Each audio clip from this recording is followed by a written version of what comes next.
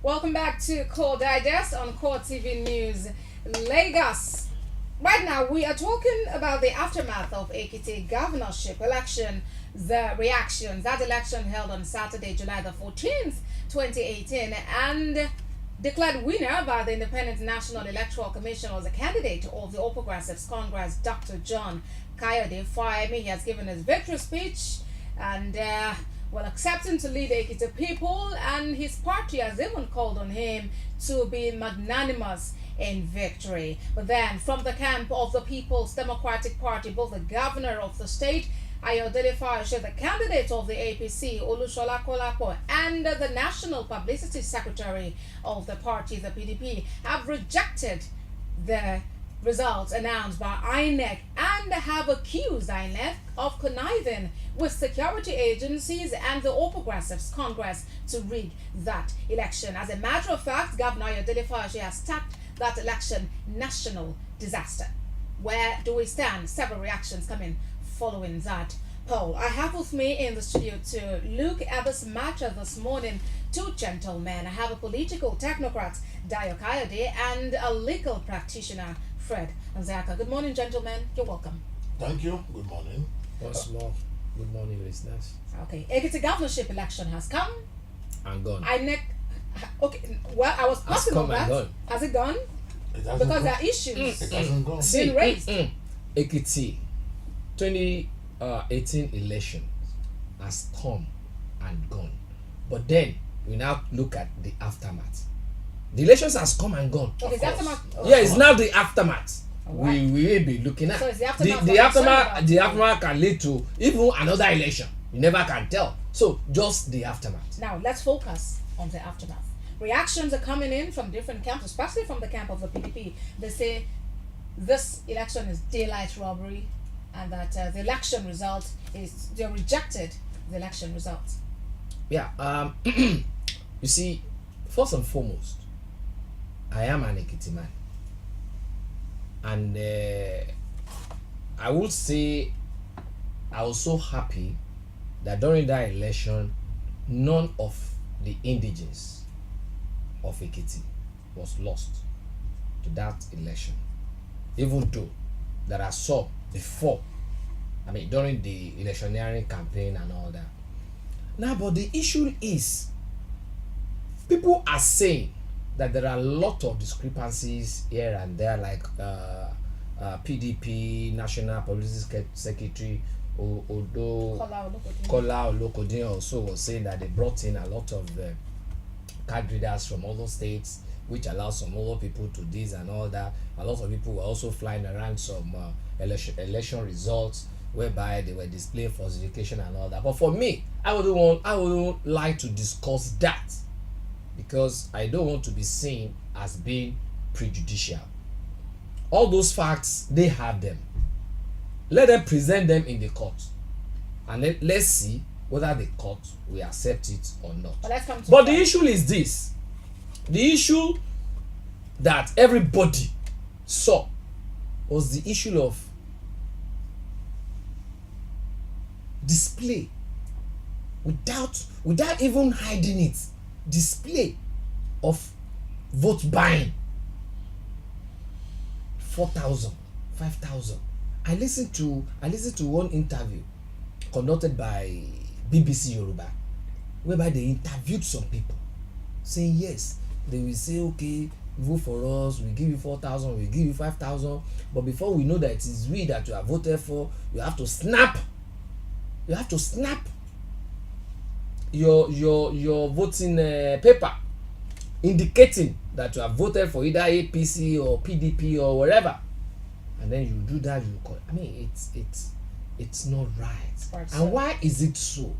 It's because between you and me, people are hungry. People are hungry. I think that's the reason vote buying was and this prevalent. Was prevalent. And you're going to find out that these people intentionally brought up hunger on people so that they will continue to dominate. Let's come to Fred. Aftermath of the Ekiti governorship election.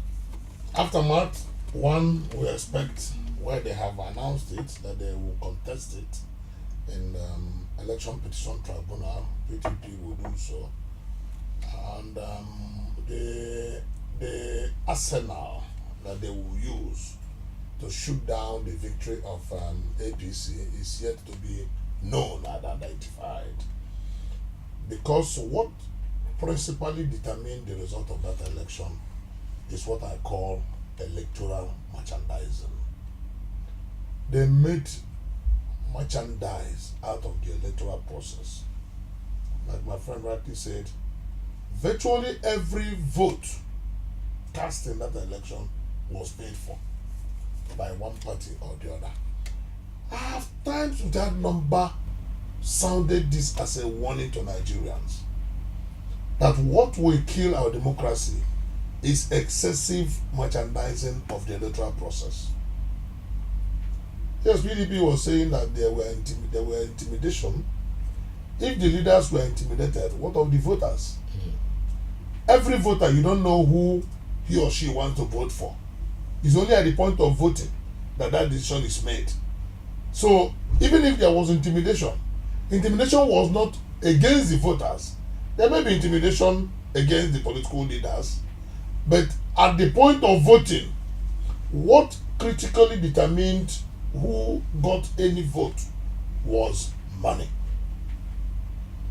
This thing was the habit imported from southeastern Nigeria. And I cried and I shouted and I told Nigerians that by the time this vice goes round, there will be no democracy anymore. Now it has crept into Ekiti State. And let me tell you, what will determine the vote or the electoral victory in Osun, which is the next state, will be he who pays higher. And what will now affect and influence 2019 election going forward is money. INEC is disappointing meaningful Nigerians. In what way? One, INEC has every authority under the law to prosecute those who foul the electoral process, and nobody has ever been prosecuted. But does it know those who foul? Those who foul. The security agencies are disappointing Nigerians. I've always maintained that the critical stakeholders in every electoral process are three: the people who will cast their vote, the security agencies who will provide security for the environment and create a free and fair environment for people to cast their vote, and the electoral umpire, in this case INEC. Once these three do their bit, our democracy will be up and going. But what you now find out is that all the critical stakeholders are working against democracy. All. The electoral umpire would keep a blind eye to outright and brazen violation of the process. The security agencies will protect those who violate the process and even the process enrich themselves. Then the people themselves who cast their votes will demand money to cast votes. Do we run democracy? All these are terrible aberrations. All these things run against the tenets and spirit of democracy in a country that is yearning for development. The greatest challenge of any developing nation is the challenge of credible leadership. And you cannot get credible leadership when you have fouled the process. You cannot get credible leadership when you are not interested in who is coming. Instead, you are interested in what is coming to you. And you cannot get credible leadership when you intentionally keep away the good man and bring any other person that has brought money. At the end of the day, electoral merchandising is antithetical to credible leadership. And that is what we are getting. All right, so by the time Ekiti people begin to get what they have bargained for, what they have bought or sold, then they should not cry. But one thing is, it's not all of them. No, listen.